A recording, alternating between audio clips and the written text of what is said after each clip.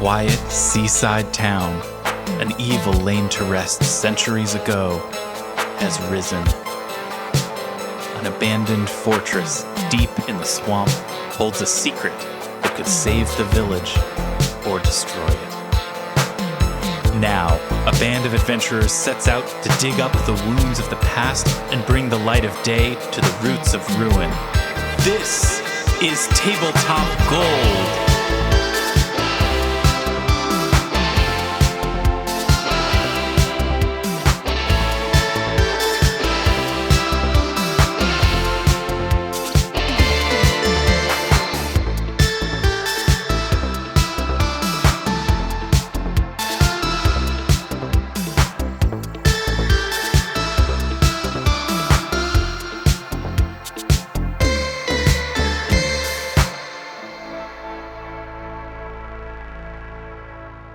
Hi, everybody. Welcome to Tabletop Gold, episode 202. That's what it is. Hi, welcome to the show.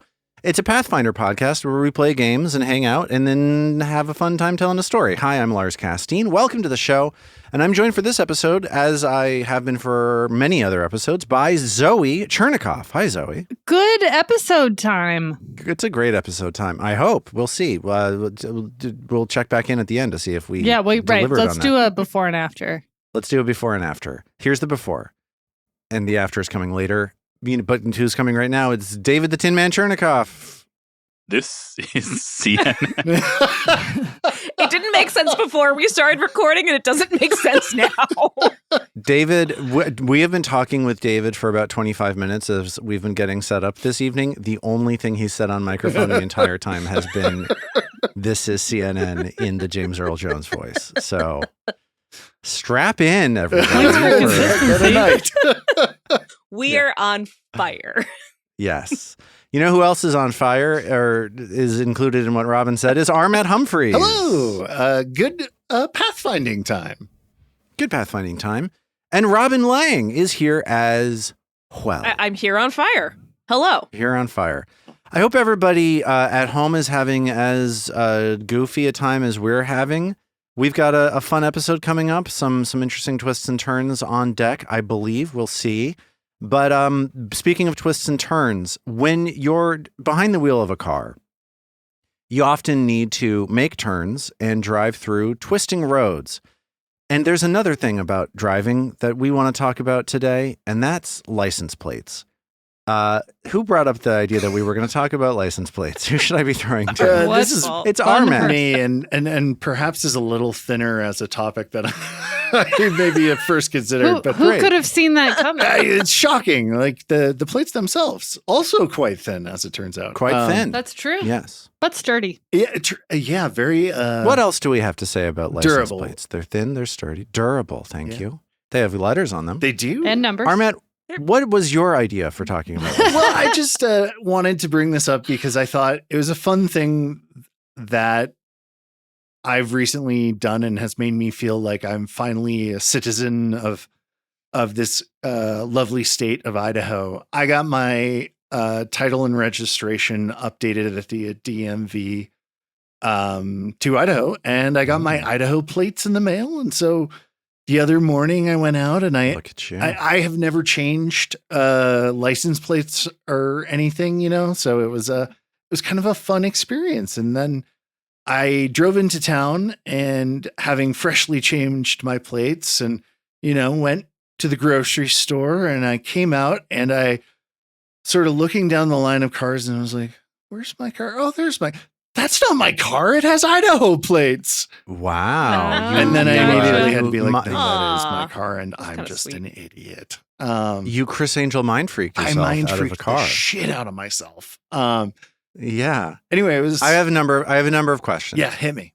In my mind, in Idaho, you live in the literal middle of nowhere. Like in my imagination, your home in Idaho is like surrounded by animals. And I just want to know how far you had to drive to the DMV, because in my imagination, it would have been like a 20-hour journey. Well, it depends if you across do the it in a wilderness. covered wagon, which actually the Yeah, DMV exactly. That's is kind of- very Right, good and then about what licensing pace do you those. go? Because people are going to get Right. cholera if you go too fast. Don't ford the rivers. It's Do a not bad do it. decision. Never ford the rivers.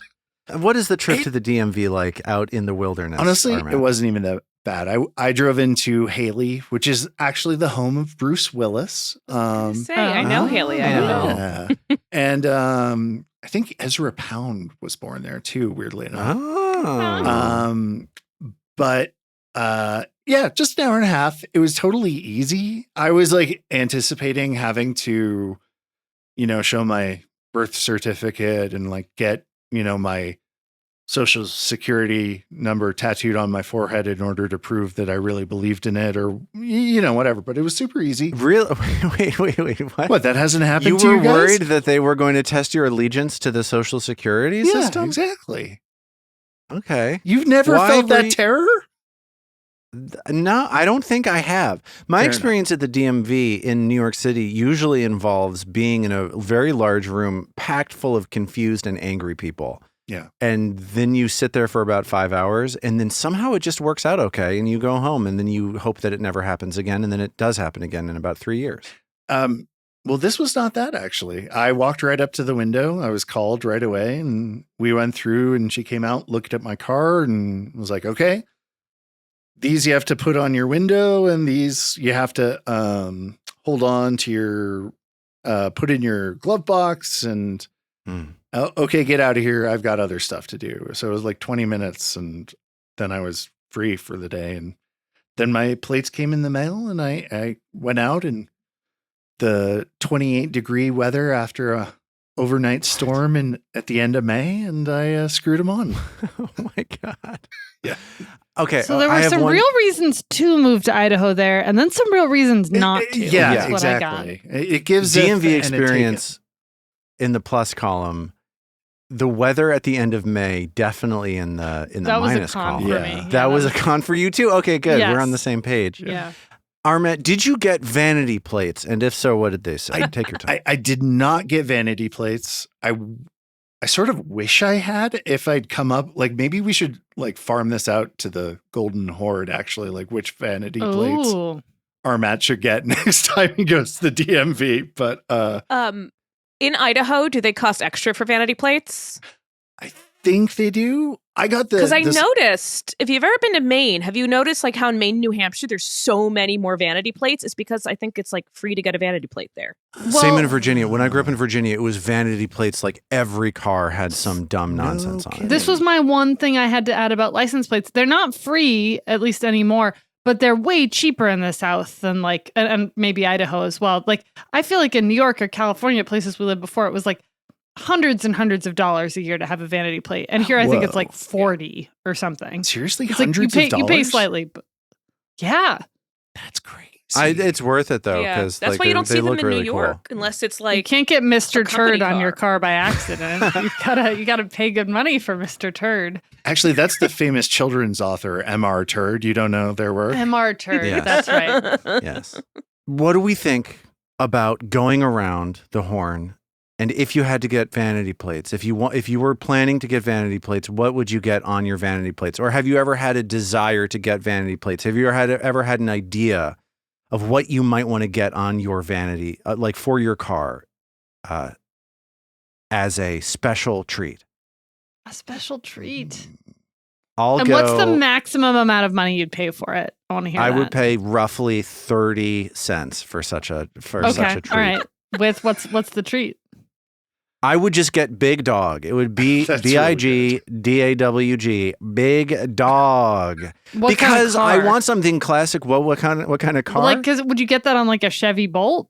Yeah, I would get it on a Chevy Volt. Here's the thing. I don't have a car right now. The one time that I drove a car, I drove an old Cadillac when I was in high school, and I loved it. Like I had a big Cadillac sedan from like the 80s that I drove. It was like my favorite car that I've ever driven by a mile. And so I like big, old, floaty cars, and I just want Big Dog, Big Dog. on the back of it. Yes. I love it. It's going to be hard to top. That's really, really good. It's authentic. I'm telling you what I actually want. I'm giving you a sense of how I feel. You know, I'm not going for clever. I'm not lying to you. I'm not looking at you in the face and lying to you. I'm telling you what I actually want. I want big dog. I really like the idea of getting "you are so vain" for a vanity plate, accusing others of vanity in the midst of one's own choice to indulge in it. They probably think that vanity plate is about them. That's right. Right. Sounds in their coffee. Anybody else have a vanity plate idea they'd like to share? David is nodding. David, you know David, what it is. For the audio listeners, David has been straining to be called on for like 6 minutes. David, what vanity plate would you get on your car? This is CNN. Yeah.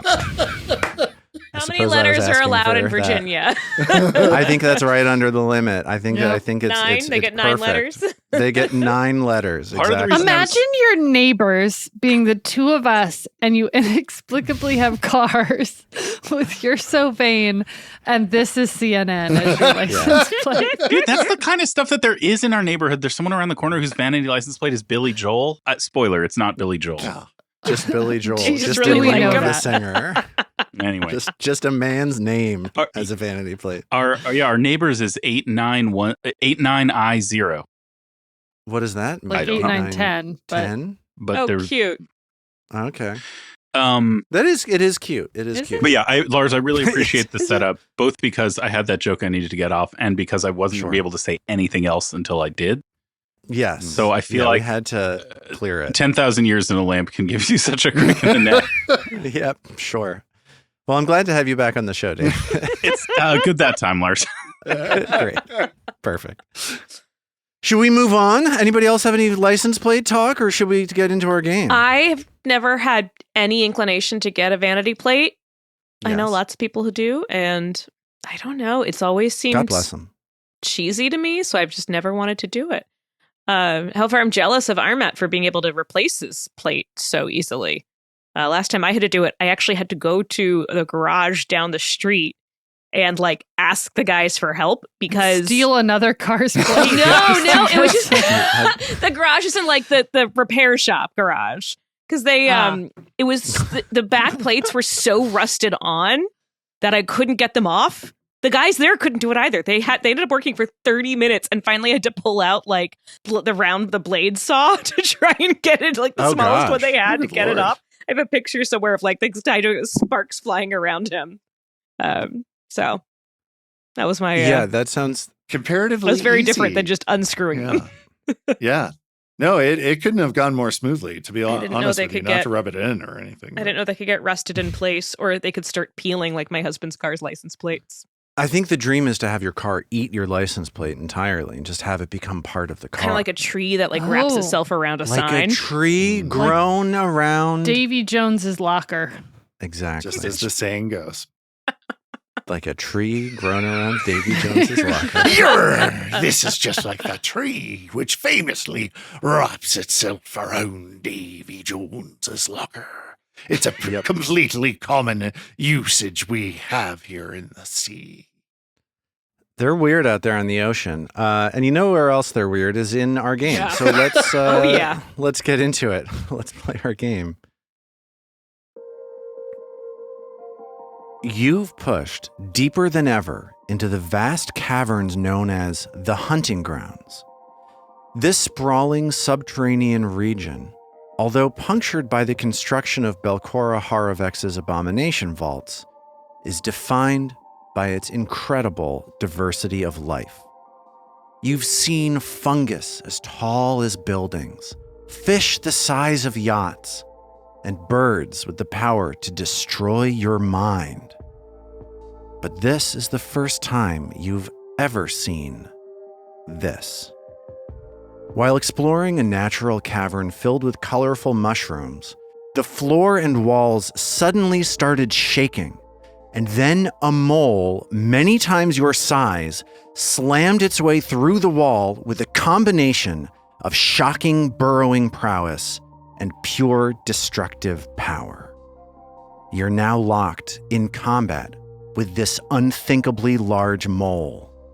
Hopefully, this creature isn't the last example of the hunting grounds' wildlife that you ever see. Dun dun dun. Yeah. I love it. Yeah, you're fighting a big mole, everybody. Mole. This thing is I'm going to awesome. show you. I'm going to show you a picture of this mole. Let's talk about what this mole looks like, and then I'll give you some more insights as to what it is that has just recently happened. This mole is like, if you're 6 feet tall, this mole is 20 feet tall. This mole is enormous. It has 2 beady little eyes on each side of its face, and like semi-translucent, like grotesque pink skin pulled like unevenly across its pointy-looking bone structure underneath the skin. One thing you know about this bone structure is that it is laced with adamantine, the hardest metal that exists in Golarion. And this mole has just been thrashing around, slamming you with like strong jaw strikes that seem to deliver some kind of poison or something similar via saliva. It's following up with these quick and agile claw strikes, and it's just a mess. This is a 20-foot by 20-foot kind of room, but this creature is so huge that you get the sense that if it were to get somehow out of the area in the wall where it is now into the center of the room, everybody would be in danger. Everybody would be at risk. It's a mess. The last thing that just happened is that this mole snapped its jaws at Mag and then followed up with a quick strike with its claws. And that means that we are now at the beginning of round 2. It is Trill's turn. Trill has so far been able to do some like great work with some support casting, getting her inspiring song going, getting aiding on attacks and so on, but it's unclear what Trill is going to do this turn. Let's ask Robin what Trill's going to do. What's Trill going to do? Trill's going to recall knowledge because it failed last time, and I would love to actually get a little bit more information. So typically with a recall knowledge, when you fail, I believe that you are locked out. Oh, so I can't do it again? Doing it. Oh, okay. Because I think the idea It's been so long since I've tried to do it twice, so I forgot. Yeah. No, it's true. It's been a little while, and it's like also changed relatively recently. Like it changed in the remaster, so I'm not sure exactly where it is that we're landing right now. But I kind of get the feeling that initial failure means that Trill is her research into the hunting grounds as she indulged her gnome obsession in the libraries of Ildaris did not reveal anything of consequence about the Shuln, this gargantuan mole that is currently striking out at all of your friends. Well, she's just going to shoot shit at it then. Hard to argue. Yeah. Yeah. It did get frightened, didn't it?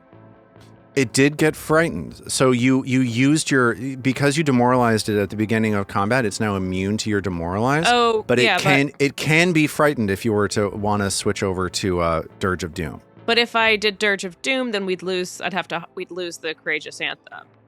Yes, that's true. But just remember that Dirge of Doom also affects its ability to attack you. Yeah, maybe I'll do that. And that's 'Cause just it one action, sounds right? Dope. It does sound dope. It is just one action. Okay, so let's start with Dirge of Doom. So we're going to move on over. Are you Okay. sure you want to use Dirge of Doom? Yes, I am sure. Are you sure you want to use the best spell in the game? Yeah, I'm pretty sure I do. Robin? I'm pretty sure I do. Why don't you think about that one again, Robin? So it's frightened now? It should be. Yeah, I'll frighten it. No problem. Thanks. Yay, Dirge of Doom. It just does the thing. Funny. It just works. It's just Think amazing. about- Like, there's no checks. It just does it. It's like just assurance and works, scaring yeah. shit. It's like assurance and scaring shit. Sure. Yeah, it is. Scaring it's shit. a great point. Okay, for Trill's... Yeah. Sorry, go on. So everybody feels that the power of Trill's like inspiring song fade as suddenly frightening music plays and from her lute, and the Shuln flinches back. Yeah, I feel like having it frightened is good. So let's follow that up then with some needle darts, because needle darts are fun. If it's made of adamantine, do I need adamantine to get into it? You've seen it resist some physical damage. You've seen piercing damage from Ao not do much to it. You've seen bludgeoning damage from Mag get through without any difficulty. So the question of what could potentially harm it is a great question that I applaud you for asking. I thought I had adamantine in her backpack. I thought I had one of each of the things: cold iron, silver, and adamantine. Well, think again. Seriously? Because I believe your adamantine is somewhere. It's in another castle, Robin. What do you mean? I don't know. Somebody else has it. But I always made sure I had it. The adamantine chunk? Is that what we're talking about? It's in Isthin's inventory right now. Why is it in Istin's inventory? Because he also has. I don't know. darts. Armat, would you Did you like to steal it answer from this me, question? Mhm. No, we both had chunks of it. I feel as though Armat is definitely the traitor. If we were looking for a traitor right now, guys, if I didn't this were a game of airlock. werewolf, Come on. Isn't that Among Us? I'm hipped with the Well, kids. I guess the I cool can't kids. do- Robin, if your belief is that you had the adamantine chunk, I'm happy to I was forcefully pretty take sure it. I did. I was Adamantine pretty sure I chunk. took one of each. Like, I had We everything. each had one of each. We do not have multiple adamantine chunks. If Robin believes that it should be in Trill's inventory, who am I to say no? Because needle darts are awesome, and I feel like, okay, thank and you. Istin also has that spell. You have needle darts too? Yeah, of course. When did you get needle darts? I've had it for ages ago. Armat, you should get a chunk of adamantine because it would be It really seems useful like it in would this be situation. a cool thing to You know what? No, use. I didn't check it. I will take the L You're on welcome this. to it. Use it in And I good will just health. I will just do regular needle darts. I'm bringing the adamantine chunk out of Trill's inventory No. and putting it back Seriously, in it's Istin's fine. inventory. I think we're starting to figure out how it moved around in the first place, right? Okay, I'm moving the adamantine chunk from Istin's inventory back into Trill's Okay. inventory. Could I have it? No! I'm moving the adamantine chunk out of Trill's inventory into Mag's Yeah. inventory. That's about right. Trill's casting needle darts with adamantine. Cool. Uh, That's great. That's a 20 on the die. It hardly seems fair, given how ill-prepared this group is, that you should be rolling 20s on the die, but I guess that's what we're doing, so let's roll this. you.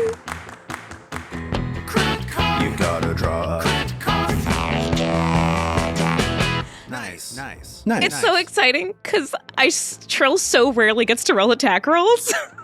This is a thing that you say every time you roll a 20 on an attack Because I roll, seem which to only happens roll roughly- 20s when I cast needle darts. So needle darts is just what Trill should always do. It's the Westport Library of Spells. I'm looking at the stack of spades. I've got a bunch. Is this the ace of spades that I'm drawing right now? It is not. It is not. It is the 10 of spades. This is a regular old critical hit. Still fine with it.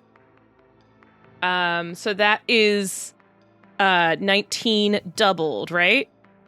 19 doubled sounds about right to me. Does Cool. needle darts do anything extra? They take bleed damage on a critical hit also?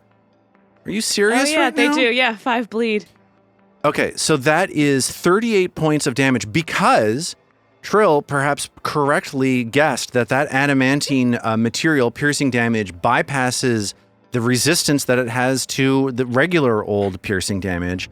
So the Shuln cries out "Nah!" in pain as it is lacerated by adamantine needles, and it's going to take about 5 points of bleed damage. So big old turn from Trill, a huge hit and a successful frightening. Take that, moly, moly, moly, moly.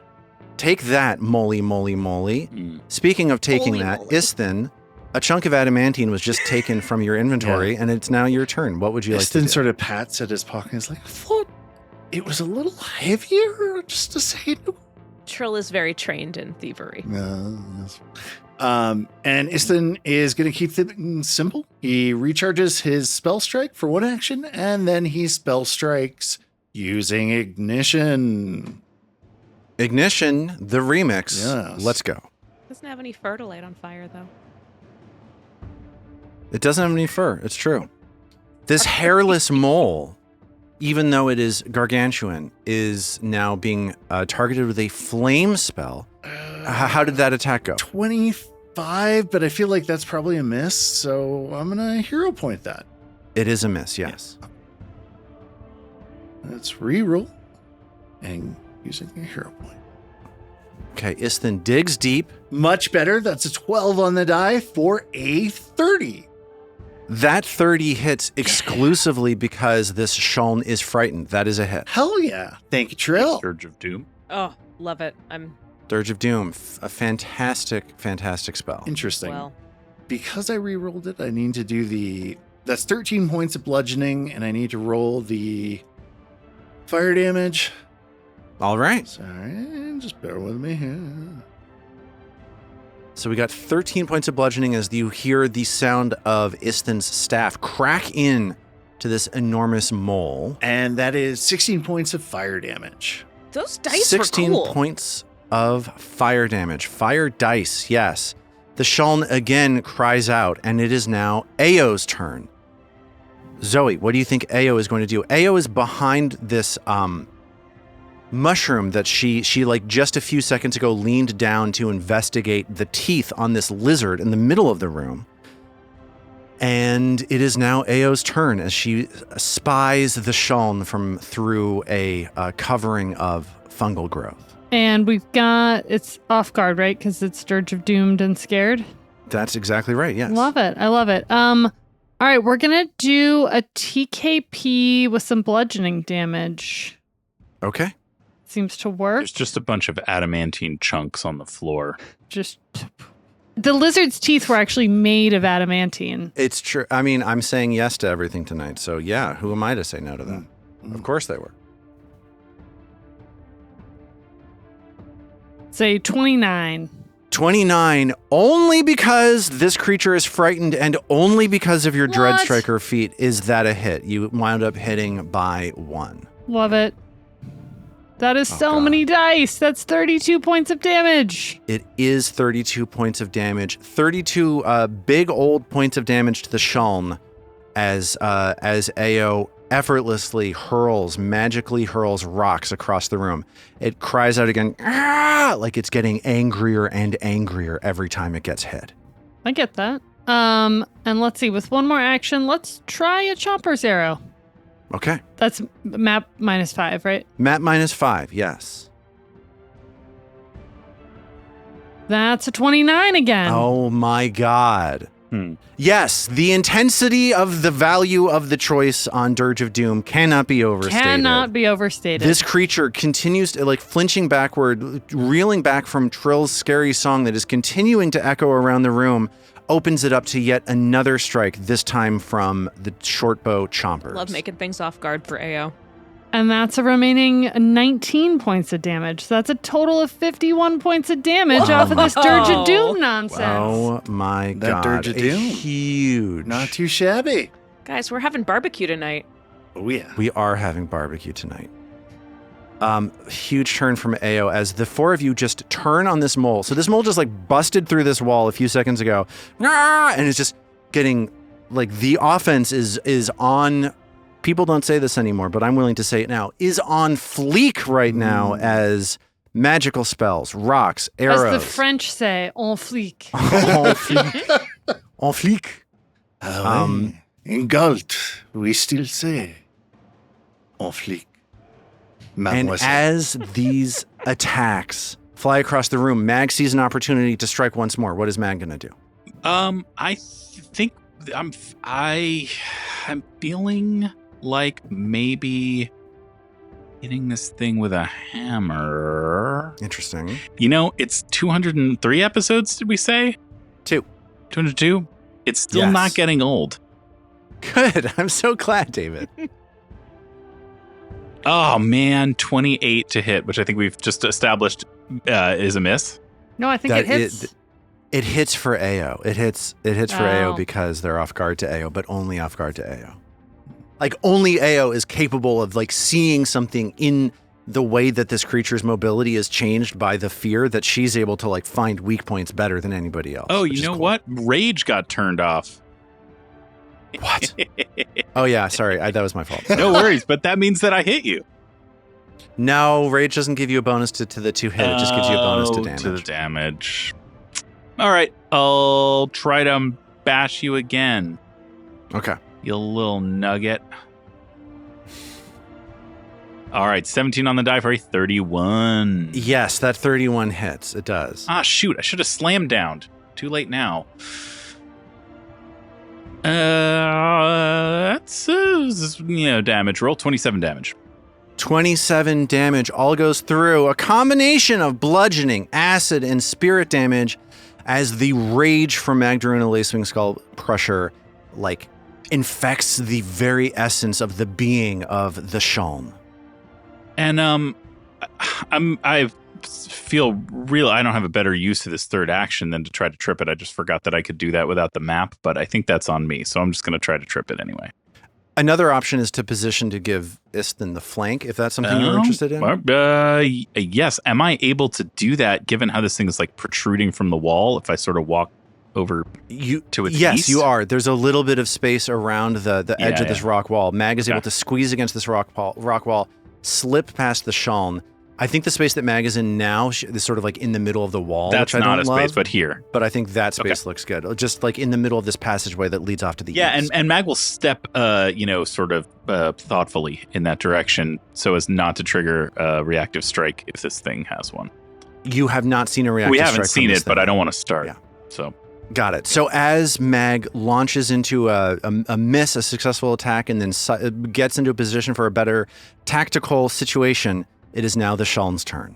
It goes and plunges its claws down into the ground and frantically starts burrowing. Just goes cha-cha-cha-cha-cha-cha-cha-cha-cha, and like a hot knife through proverbial butter, it just cuts into the ground and disappears for a moment. One moment later, you see the mushrooms that Ao is standing next to start to shake around as they're you hear the chung chung chung chung chung chung chung, and the Shuln bursts out right in the middle of this patch of mushrooms, throwing the lizard that Ao is investigating up into the air. As that lizard is in the air, the Shuln turns around, sees that Istin's a little bit injured, and just opens its jaws and goes, "Ha! Joan!" So you see this lizard fly in the air, like Istin's maybe tracking the lizard, and then suddenly these 4 enormous incisors come flying at Istin's face. Here is a strike with the Shuln's fangs. It's a 5 on the die for a 27. That will not connect. Istin is nimbly able to get out of the way. Whew, big teeth. Okay, I'm going to hero point this one. Oh. Seems reasonable, yeah. No, I don't. I was going to say, wait, you have hero points? I was stunned to learn that. I was today years old. Or, I would be happy for you to have some. I feel like we should award them. But at that point, I would just give you a bunch to use. I think that I get 1 hero point every 202 episodes. I think is probably the right cadence for these. Decent, it just feels like now is the time. Yeah. Let's say every 201. Okay. You know what? I'm feeling generous. I missed my opportunity last week. No, you've accrued it. You've accrued it now. You would lose it at 206, obviously. It would roll over, but... Oh, I see. I think I get it. Istin, as he dodges out of the way of these fangs, sees the Shuln's claw flash out. That one's a 30 to hit. That will connect. Okay, Istin is slammed into by the sort of squishy, translucent skin and the adamantine claw of the Shuln for 21 points of damage. Yeah, I kind of have this image in sound really in my head of the adamantine shrieking as claws tear through his plate armor. Yes, your plate armor gets dented very, very badly by this. It is now. Dang it. Yeah, I missed a reactive strike in there when it moved. Man, I'm not on my game tonight, you guys. Well, it's all right. We don't need me to be optimizing my actions in this game, do we? That's not a big deal. You can just toss them. You can just throw some actions in the bin every once in a while and just. Thanks, David. I appreciate you tossing a bone into the actions bin for me. One thing I'm noticing, though, is if I narrate movement very cinematically, people go into a trance and don't do what they're supposed to do. Except for our man, who is physically responding to it. I was trying to do my best. Were you physically responding? You were waving that you wanted to say something? Oh, no. No, I was he was, like, out acting it out. Istin's, experience with the mole rat's teeth. Oh, I see. This is just incentive to, watch us on our YouTube page, y'all. Yes. That's right. Tune in to see our Matt miming something. My It'll miming finally be game over is 1,000. Terrible. Lars, does That's great. Matt miming something on the stream trigger a reactive strike? I think it does. Yeah. It's definitely It a does. manipulate That's what does action. it. We've never understood. So it's the beginning of round 3, and this Shuln has just sent a spray of mushrooms and rocks and lizard corpses into the air. The 4 of you are now surrounding this Shuln as it has emerged from the floor of this medium-sized cavern. First up this round is Trill. What is Trill going to do? Needle dart's so nice, she'll do it twice. Okay. Let's go ahead and do that adamantine needle darts again. Okay. The chunk of adamantine, moved by Trill's music, again flies out towards the Shuln. And that's a 34. Yes, that 34 hits. And that's going to be 19 points of damage. Okay. The Shuln is still up. As these adamantine darts puncture this creature, as it continues raging and slamming and smashing around. Trill has one more action. For Trill's next action, she's going to... Dirge of Doom has dropped, by the way. Let's Dirge of Doom then. Thank you. Okay. So that other people can get the Dirge of Doom. Okay. So the frightening song once more pours into the room out of Trill's lute. I don't know why I forgot to... Shuln once more looks I uncomfortable. don't know why I didn't lingering comp that. It's okay. I don't know. Seems okay. Listen, I think trying to optimize the action economy in this game is just for the birds. Yeah. I wouldn't worry about it too much. Yeah. Just kind of do 20s, stuff, right?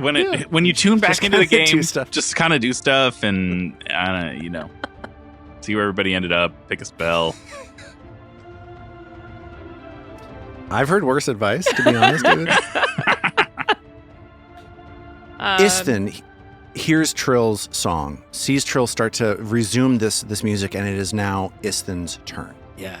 He starts banging his head slightly along with Trill's beat and rhythm, and then sort of does a swift little spin, like a 360 in the air, coming down with his staff. Takes a breath where you can see his spell strike sort of recharges into his staff, and then launches into a huge overhand strike to slam down spell strike on the Morat's dumb head. Great. The mole rat cries out as the staff starts its collision course. And Istin says, I've actually got a story about that. Yeah, I mean... All right, that is a 30 to hit? That only hits because this mole rat is frightened. Woo! That only hits because the Shuln is terrified. Thank you, Trill. Okay, Yay! so that is 13 points of bludgeoning and 22 points of fire damage from ignition. And as this bludgeoning and fire damage blasts out of Istin's staff, the Shuln collapses down in a pile of fungus. Oh. It just appeared out of the ground, threw this fungus in the air, and as Istin's staff comes down, there is like a rain of mushrooms following along with Istin, and bam! Flames, and the mushrooms land on the Shuln's body and become slightly toasted. Ooh. Does that trigger a reactive strike? Feel free to strike Istin. It's fine. And with that, this cavern is once more silent. How did you do on that reactive strike on Istin? It's only a 25. That's not going to hit him. All right. I'm sorry. Mag's Earthbreaker blinks harmlessly off Istin. Blink. And I guess I'm still invested with this lens, so she sighs. Istin pats her shoulder and looks meaningfully into her Mag's eyes, being like, "You'll get it next time, you know?" But without saying it. What even is next time? She says without, I guess, saying it. Shit. Istin gets it, too. He's like, Yeah. Yes. Vibes. There's only the now, you know? Every moment we're born and we're dying and we're choosing. Wow. This is still something he's saying with his expression, right? Yeah, exactly. His facial expression? This is Okay. all Yeah. really well thought through elements It's like of the his world's personal most intense philosophy. smize. I also imagine it's A lasted. lassitudinous smize? Is that what we're talking a about? lassitudinous smize. Is there any other kind? Smize? What's a Good. smize? You don't know about What's a smize? Oh my Smize. goodness. Have you never watched America's Next Top Model, Armat Humphreys? Babe, I know that was rhetorical, but I'm pretty sure there's like a solid shot he hasn't. You know what I mean? Armat, I actually don't think I have. am I smiling or not? Here, You weren't, but now you are. 'Cause I'm smizing. I'm smiling with my Smize. eyes. Oh, smiling Tyra with your Banks has- eyes, of course. Yes. Okay, Yeah. okay. I'm with you guys. The longer you do it, the more Lars dies. I actually really enjoyed watching America's Next Top Model. I watched the second season of that show. Oh, I'm sure you did, but you're probably not enjoying what we're doing right now, right? No, I'm loving it. Honestly, I'm here for it. I'm It's just a picking. perfect I'm picking bit my for shots. an audio show. We Oh, can yeah. agree. Yeah. I As think that always. talking about America's Next Top Model is a perfect bit for an audio show, specifically for our exact audience. I think that Yes. the Venn diagram is a tight circle Yeah. of people who care about America's Next Top Model Right. and Verbal who made it to episode descriptors. 202 of a Yeah. Pathfinder podcast. Well, they came for you getting your hero point last episode, and then we whiffed on that, and they gave it one more episode, and now nothing. What reality show do you think would be the favorite of the Shuln that we just destroyed? Love is blind. Love is Ah. blind. Love is blind. Pretty declarative. Bravo, That Rob. was so great. quick. Yeah. Oh my God. God damn. I was going to go with Storage Wars, and that didn't even make any sense. Well, this okay. chamber is kind of like this. That Shulness guy is kind of like the overlap of blindness and hoarding random stuff in its little Exactly. storage container here. You opened up a storage container. Exactly. And what was Speaking inside of it? opening up a random storage container and seeing what's within Lars, what Yeah. kind of booty have we got in this trunk? Ayo's got some Okay. big effing teeth, I think, out of this mole rat. Yes. Probably a whole bunch. Yeah. Yeah, so I imagine Ayo gets to work on extracting these teeth. Is each one an adamantine chunk? I would argue it is. Ooh. I really think it should be. What a great idea. Maybe it replaces I'm the ones gonna that say. were I'm on just the gonna tips say. of those I'm just gonna arrows. say yes. I'm gonna say yes. I'm living my best life. I'll say yes. As Ayo pries out these teeth, you do get a chunk of one of these incisors comes off, and I'm gonna call that an adamantine chunk. And that adamantine chunk is going in the inventory of whoever it is that doesn't have it right now between Trill and Istin. I forget which one it is. I think it was Istin. And Lars, do we level up immediately? Nice. You know what? It's a great question. As Ayo starts taking these large mole teeth out of this creature's mouth, let's talk a little bit about what it is that's happening here in terms of searching, healing, that kind of thing. What do we think our next steps are here? Ayo's gonna do some quick healing on anyone who needs it, who got hurt. Istin will definitely line up and be like, "Ghost, please." I'll join that as well.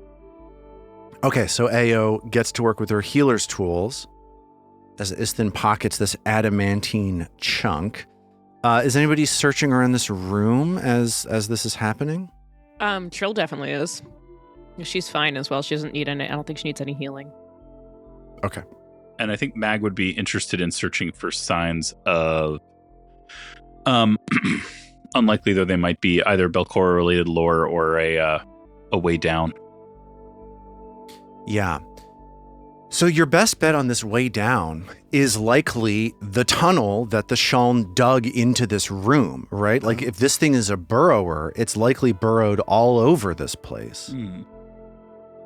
Unfortunately, as Mag steps a ways into this tunnel that's been dug into the northern wall of this chamber, she discovers that like burrowing and tunneling are different skills. There's like a nearly immediate cave-in behind the Shuln's pathway, right?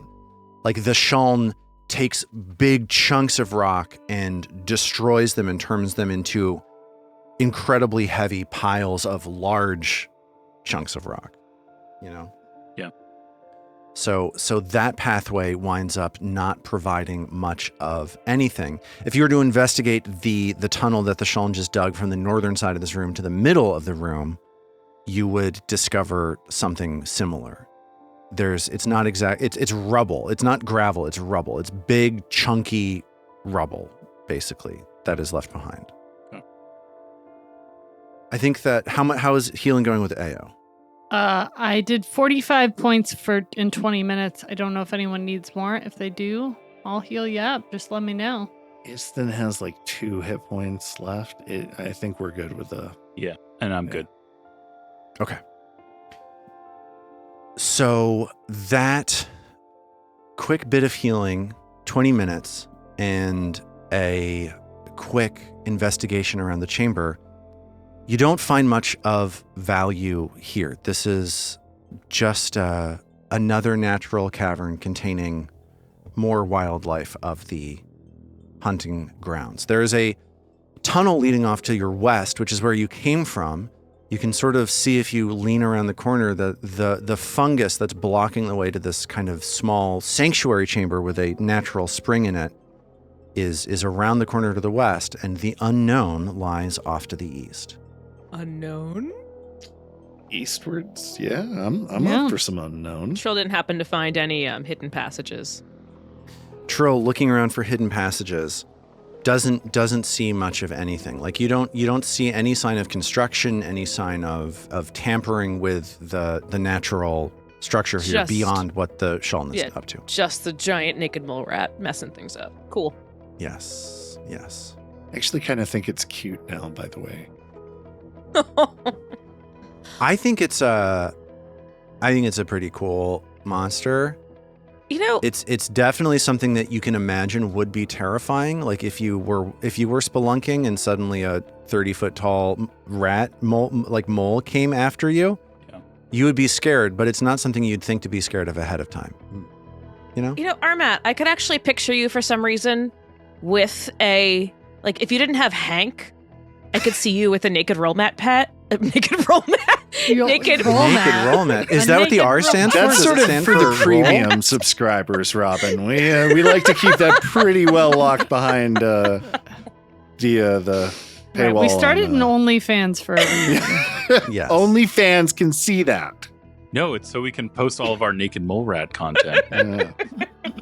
It would be so funny to start an OnlyFans and you just show a naked mole rat. Naked mole rat. Naked roll mat. People, and you've got some burlesque music and then a naked mole rat just comes out. Dude, can we get a naked mole rat? Okay. I got an idea for it. Visualizing naked roll mat.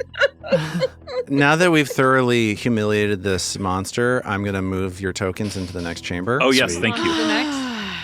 Sure. I didn't even realize we could do that.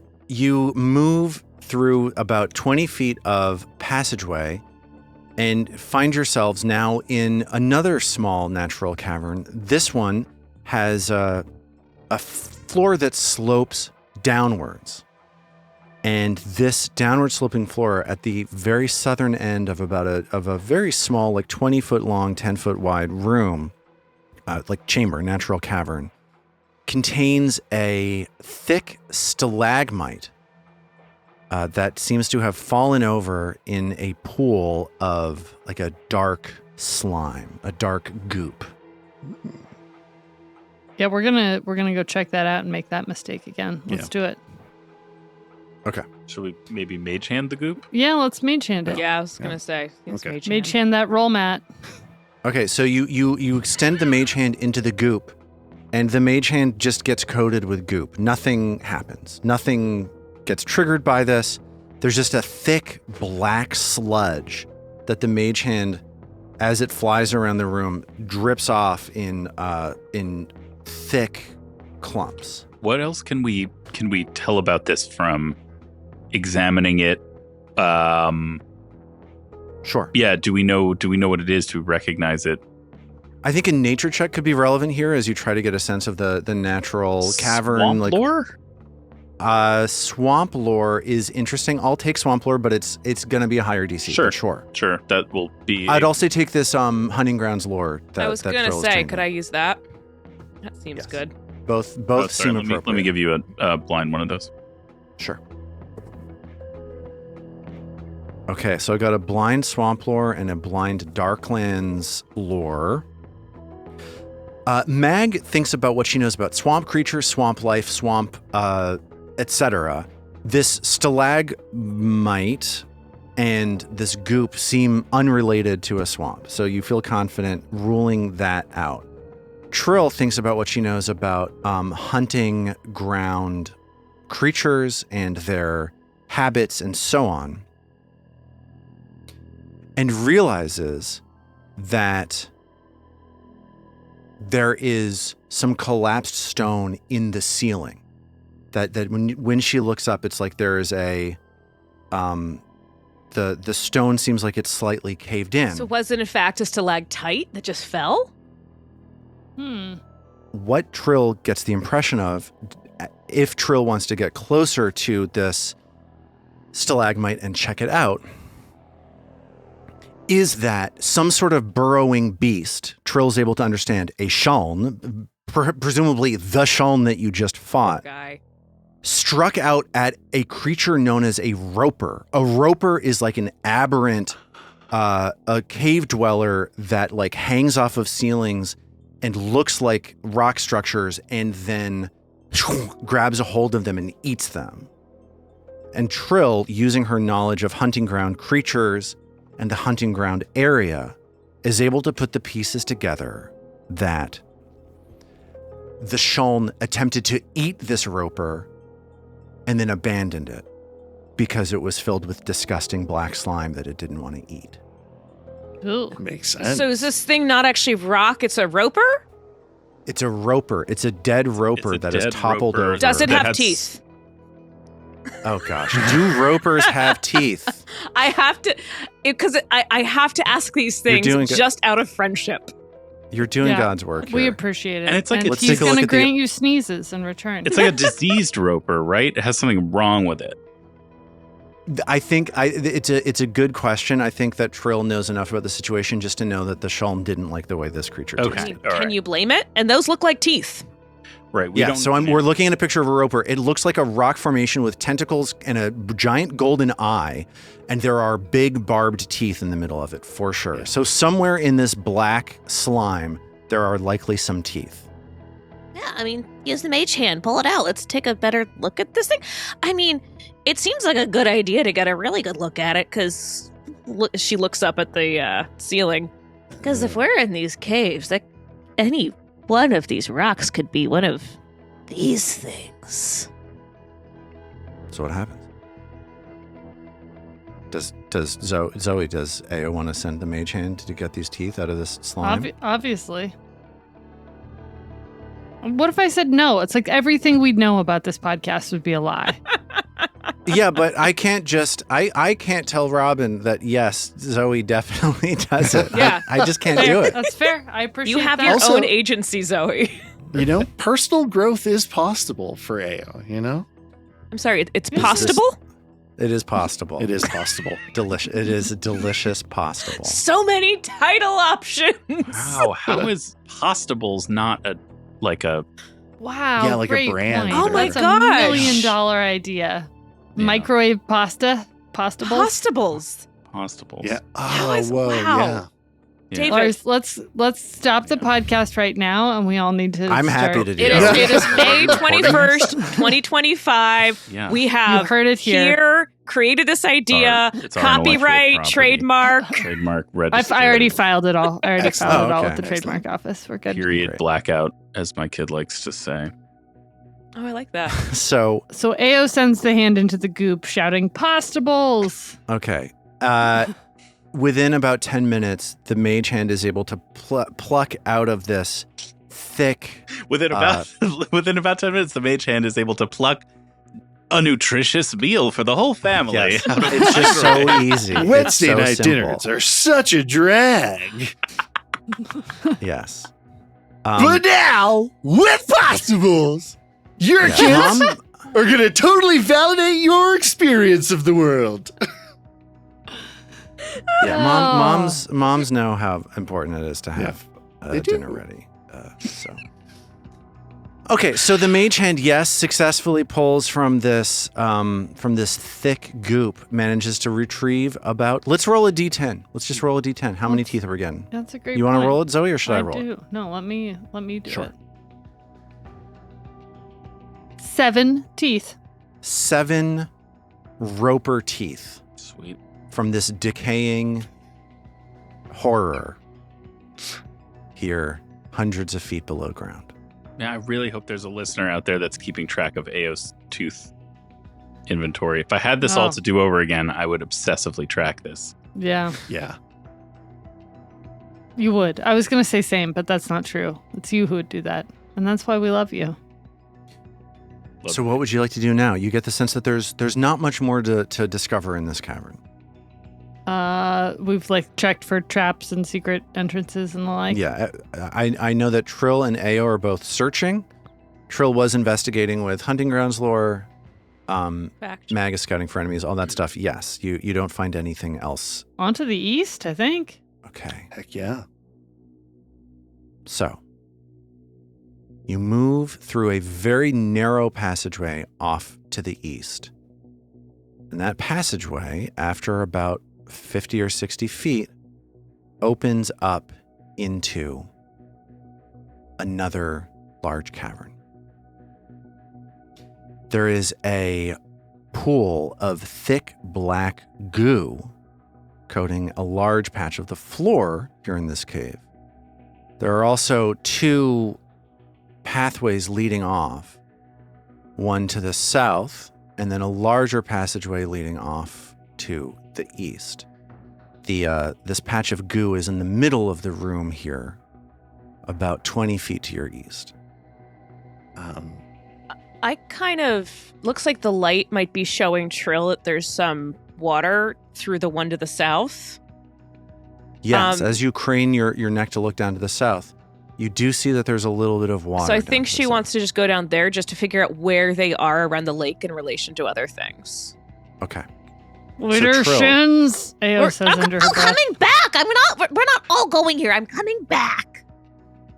So Trill, her small body slips easily through this passageway, and she is now looking onto a crumbled bridge.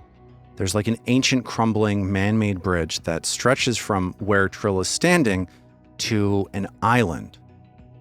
There's a smell that immediately hits Trill in the face. It's like a weird decay, fecal smell coming from this island, which is teeming with mushrooms. About an hour ago, you were heading across a beach where you went down that hole that led down to that sheer drop. Do you remember that area? I do recall. And there was an island of mushrooms that looked really tasty.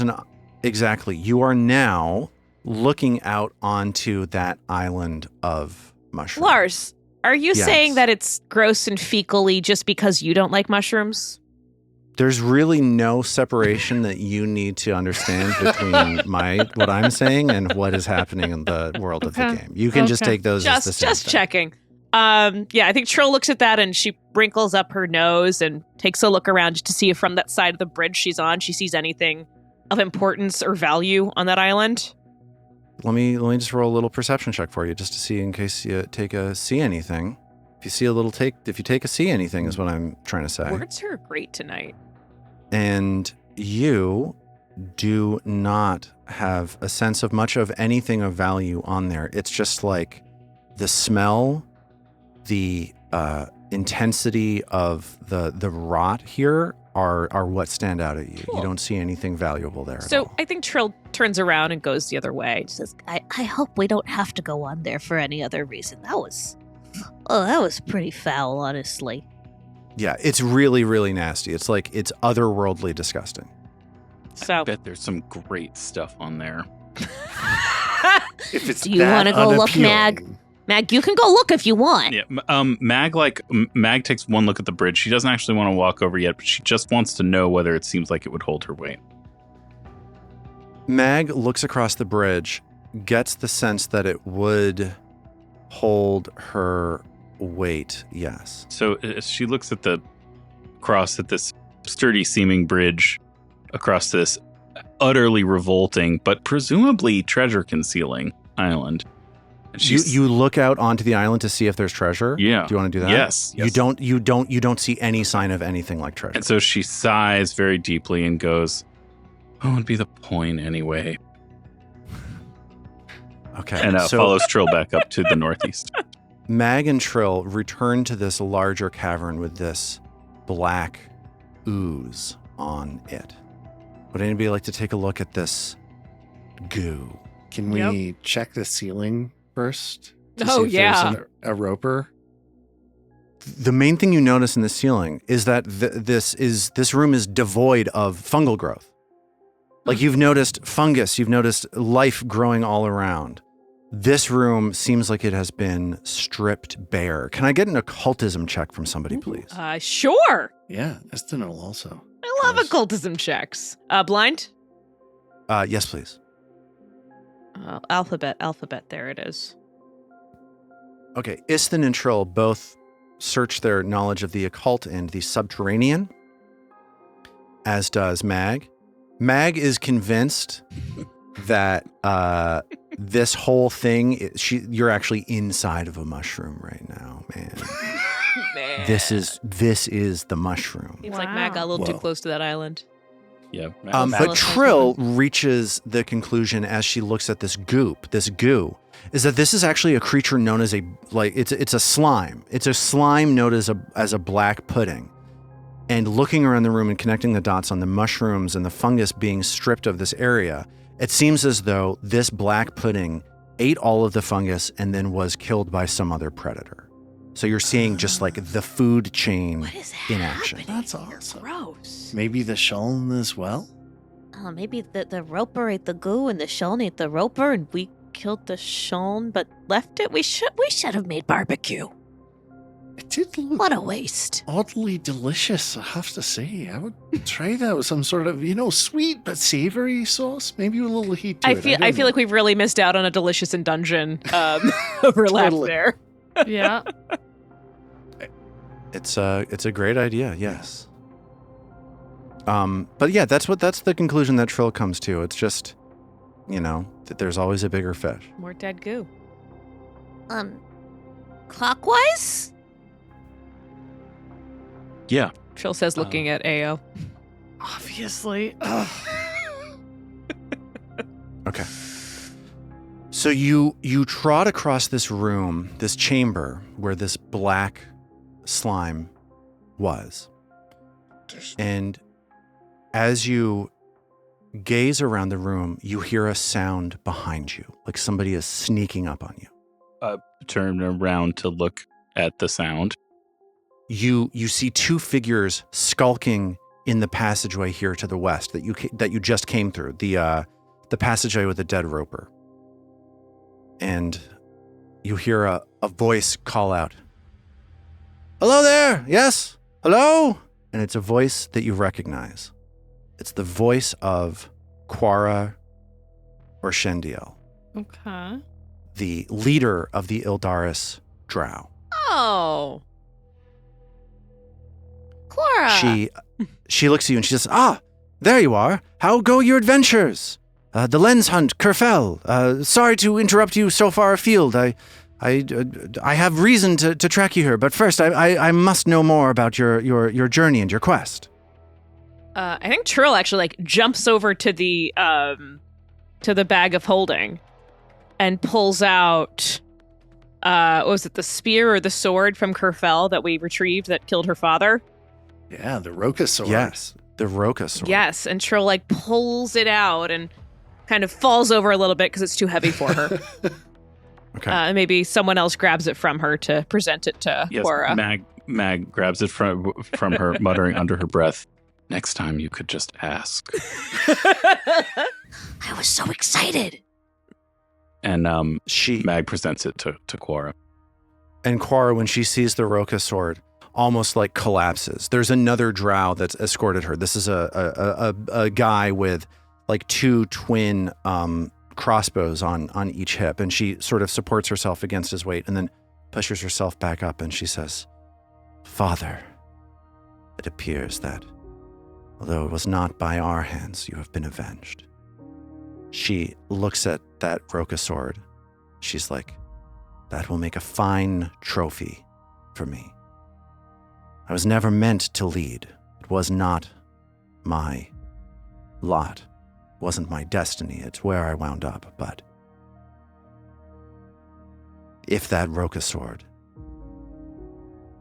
reminds the rest of us of what it is that we've lost, then perhaps they'll understand, and perhaps I will believe in myself more as well. Thank you for that. Thank you." And she takes the Roka sword from you. She says, "The lenses. You were looking for lenses. Bosrod and Clathor, they gave you information about the lenses. How goes that search?" 3 out of 4, says Ao. Good. Yeah, we're doing okay, and we even found some... Eston, you found some books? I did, yeah. Fascinating ones. Written by Belcora Harvex herself.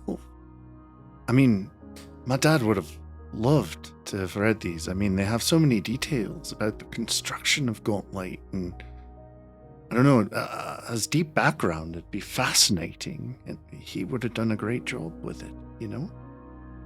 I'm sorry if I don't share your interest. Oh, no. Belcora despoiled our homeland. She built something horrifying through our hunting grounds. She empowered those Erdeffins that killed my father with her lenses, and she brought shame upon my family for generations as we needed to tend to these items of truly miserable evil. So, you know, I apologize if I'm not interested as much in learning about her. I just hope, if your goal is to destroy her ghost, I hope you're able to do it quickly. And then I hope that we will find some peace, and this centuries-long stain upon our lives here can be gone for good. Yeah, I understand that, you know. In a funny way, she took my dad from me as well. First, by research, and then literally. And Quara steps towards Isthan and gives him a big hug. She grabs a hold of him, and she looks him straight in the eye, and she says, "I trust the stain on your life will be gone soon as well. I believe in you. If you've done what you've done for me, I know that you can accomplish what you need to do moving forward." Thank you. And I trust the same for you. And she sighs for a second. She says, "I appreciate this update. And I'm glad that you've done what you've done, but that's not why I came here. I was just an hour or two ago handed something by one of our wardens. They were exploring some of the areas of Belcora Harvex's fortress up above us. And they apparently found a messenger from far away who appeared to be quite lost. They had been looking for you for some time, it seems, but the dangers of the area caused them some injury. Anyway, we have this messenger recovering in one of our beds, but they insisted that I get this to you right away." And Quara reaches into a pouch and pulls out an envelope. On the outside is written Mag, Ao, and Trill's name. There's something inside of it. There's a weight to this envelope. Cash? What do you do? Who takes the letter? She's standing in front of Istin, so she hands the envelope over to Istin. It just occurred to me it's only those three names. Just those three names. Think this is for me? Yeah, your name's not on it. Ao says, grabbing it, starting to rifle through it. Ao grabs this envelope and tears it open. You see a deep green gem inside. And there's also a letter. It's folded in half. Having torn open the contents, Ao begins unfolding the letter to read it. Okay. It's a simple letter. Inside, it reads simply, "Bring this to Ilvashti." Ooh. And then there's just a dash with a V after it. For vendetta. Our story with Ao, Mag, Trill, and Istin closes at that moment. And we move to another place. I'm going to explode. I'm so excited. Some travel north of the town of Casteen lies a thick forest known as the Northern Fangwood. This region is near unending. Its tight collection of firs and spruces extending nearly all the way from the southern to the northern edge of the country where our story continues. This country, positioned within central Avestan, between Ustalav, Belkzen, and Nirmathos, was once known as Lastwall. But then, the fires of the Whispering Tyrant ravaged these lands, burning its capital of Vigil to the ground, and for the last few years it has been known by its new name, the Gravelands. Here, in that forest, camping out for a night of rest, there is a small band of soldiers. At least one of them is affiliated with the Knights of Lastwall, a military group dedicated to reclaiming and rebuilding this fallen country. This is a lousy spot for a campsite, right in one of the most undead-infested portions of the Northern Fangwood, but it's a necessary risk. It's morning, and this group is taking the campsite down, but one of them is standing still, holding a map. It's something he received from a drunk he found from a tip from a priest that he met on a suggestion from a wizard, from a clue given to him months ago by a bookstore owner in a town a long, long way from here. On the map is this part of the forest, and a short distance away from the campsite is a crude drawing of a tower. Below that tower is a name, Zarmoftian. The man holding the map tucks it into a pouch and settles down in front of the ashes of last night's fire. Armat, could you please describe this man for me? Absolutely. A tall, still painfully gaunt and thin man with long, dark hair and impressive Lemmy from Motorhead-like sideburns. If I'm not wrong, this is Vadim Drakeshku. Pretty cool. I'm so excited. And as Vadim looks out into the forest and looks down at his map, we will pick up from there next time. Amazing. This is all I ever wanted. I'm so excited. This is CNN. Correct.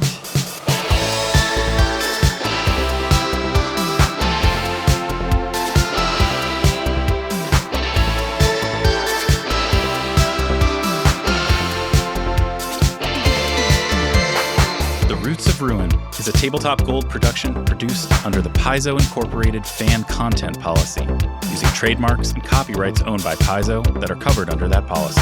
The Roots of Ruin is not published, endorsed, or specifically approved by Paizo. For more information about Paizo Inc. and Paizo products, visit paizo.com. All original characters and content in The Roots of Ruin are the property of Tabletop Gold, and all rights are reserved. We at Tabletop Gold would love to hear from you. Visit our website, tabletopgold.com, to learn more about us and our shows, join the Golden Horde to get access to more shows, pick up great merch, and connect to the best online community in all of podcasting. Thanks for listening.